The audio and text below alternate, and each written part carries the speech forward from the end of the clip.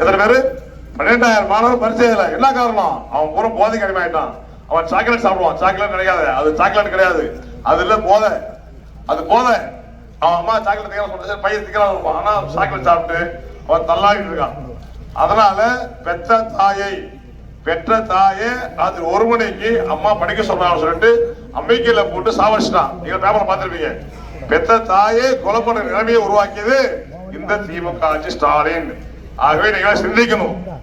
அதே போன்று அம்மா கொடுத்தாங்க திட்டம், தாலிக்கு தங்கம் கேட்டீங்கன்னா கொடுத்தாங்க, 50,000 பணம் கொடுத்தாங்க. கர்ப்பிணி பெண்களுக்கு 18,000 கொடுத்தாங்க. கர்ப்பிணி பெண்களுக்கு 18,000 கொடுத்தாங்க. வயிற்றிலே சிசு சத்தா வளர்ந்து சொல்றதுக்காக சத்தா லேகியம் கொடுத்தாங்க.